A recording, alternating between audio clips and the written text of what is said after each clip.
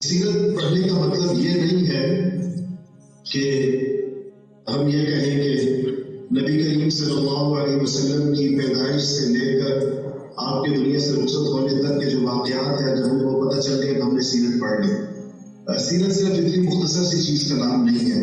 سیرت میں ایک تو آپ نے جو 23 سال میں نبی کریم صلی اللہ علیہ وسلم پر جو قرآن پاک 40 سال کی عمر سے لے کر 63 سال کی عمر تک اپنی وفات سے چند دن پہلے نازل ہوتا رہا ہے. ایک تو اس قرآن کو ریلیٹ کرنا ہوتا ہے آپ کی زندگی کے ساتھ، کس موقع پر کون سی آیتیں اتری اور وہ کیا پیغام دے رہی تھی وہ آیتیں، کیا اس کا مجموعی پیغام کیا تھا، اس سے کیا چیز سمجھی گئی، یہ بہت زیادہ ضروری ہے. اس سے یعنی قرآن اور سیرت کے درمیان جو ارتباط ہے.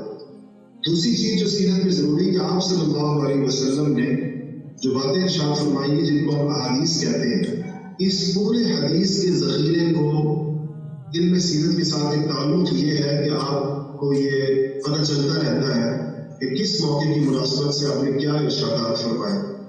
اور اس طرح حدیث بھی آپ کے پاس اپنے ایک سیاق و سباق کے ساتھ، یعنی ایک باقاعدہ کانٹیکسٹ کے ساتھ آپ کے سامنے آ جاتی ہے. اچھا، یہ جب آپ وہ ہے کہ 3 علوم آپس کے اندر براہ راست وابستہ ہے، قرآن ہے، حدیث ہے اور سیرت ہے. اس کے یہ ٹرائنگل ہے قرآن، حدیث اور سیرت کا. تو آپ کو جب بھی آپ سیرت پڑھیں گے تو اسی ترتیب سے پڑھیں گے کہ یہ تینوں چیزیں آپس کے اندر جس طرح انٹر ریلیٹڈ ہیں، تو یہ آپ کو اپنی اپنی جگہ پر اس کے بارے میں معلومات ہوں. دوسری بات یہ ہے کہ سیرت کے ذریعے سے 3 چیزیں آپ نے جاننی ہے. 3 چیزیں آپ کا بنیادی ہدف ہے. ایک لفظ اس کا جو ہے وہ آپ ایک لفظ کے اندر میں ایک بڑا مفہوم ادا کر رہا ہوں، اور وہ یہ کہ آپ نے سنت اللہ کو جاننا ہے. سنت اللہ کا مطلب یہ ہے کہ آپ کو یہ پتہ چلے کہ اللہ تعالیٰ کا معاملہ مخلوق کے ساتھ اس طرح ہوتا ہے. اللہ تعالیٰ کی اس کائنات کے اندر قوانین کیا. سنت اللہ کا مطلب ہوتا ہے اللہ تعالیٰ کے قوانین، اللہ تعالیٰ کے ضابطے، اللہ تعالیٰ کے قاعدے، اور اللہ تعالیٰ کا جو معاملہ ہے وہ کیسے ہوتا ہے. کیا کیا جائے تو کیا ہوگا، کیا کیا جائے تو کیا ہوگا. یہ کائنات میں 2 × 2 4 کی طرح یہ سارے کے سارے اصول اور ضابطے موجود ہیں جس کو سب پہچاننا ہوتا ہے، ڈسکور کرنا ہوتا ہے. تو سیرت میں آپ کے پیش نظر اگلی چیز جو ہوگی وہ یہ کہ اللہ جل شانہ کے قوانین کو پہچانے کائنات کے اندر.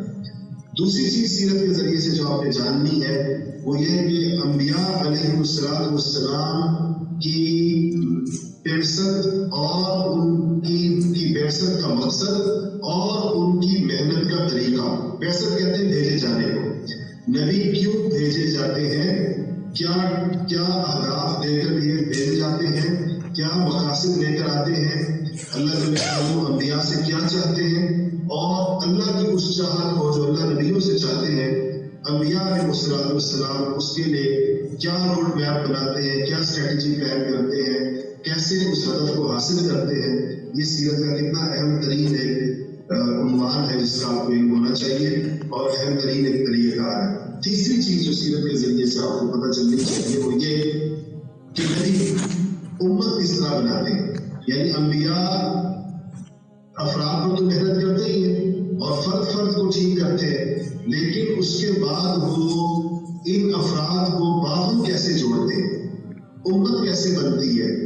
دیکھیں ہمارے گھر کے اندر آپ دیکھیں آج کل ہم 3 بھائیوں کو اکٹھا نہیں کر سکتے، ہم باپ بیٹے کو اکٹھا نہیں کر سکتے، ہم ماں بیٹی کو، ساس اور بہو کو اکٹھا نہیں کر سکتے، آپ بھابھیوں اور نندوں کو اکٹھا نہیں کر سکتے.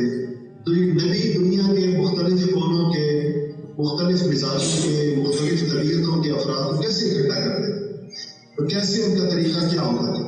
یہ کتنی اہم ترین چیزیں ہیں جو آپ کو پتہ چل سکتی ہیں اگر آپ سیرت کو ایک ٹیکنیکل طریقے کے ساتھ پڑھیں. جس طرح میں نے کہا تھا کہ اس کو صرف کوئی ہسٹری یا واقعات کے تناظر میں نہ پڑھا جائے، بلکہ آپ اس کو باقاعدہ ایک فن کی حیثیت سے، ایک باقاعدہ ایک علم دین کے اہم شعبے کی حیثیت سے آپ اس کو پڑھیں. تو اگر اس طریقے کے ساتھ آپ انشاءاللہ سیرت کو پڑھیں گے تو آپ واضح طور پر اس بات کو محسوس کریں گے کہ انشاءاللہ آپ کے سامنے نہ صرف یہ کہ نبی کریم صلی اللہ علیہ وسلم کی زندگی آئے گی، بلکہ آپ کے سامنے جو ہے وہ پورا ایک نقشہ حضور اکرم صلی اللہ علیہ وسلم کی محنت کا آئے گا، اور آپ اس کو دیکھ کر اپنی اگلی راہوں کو متعین کر سکیں گے. آپ کو پتہ چل جائے گا کہ ہمیں دین کا کام کیسے کرنا چاہیے. صلاة الله سلام الله على ياسين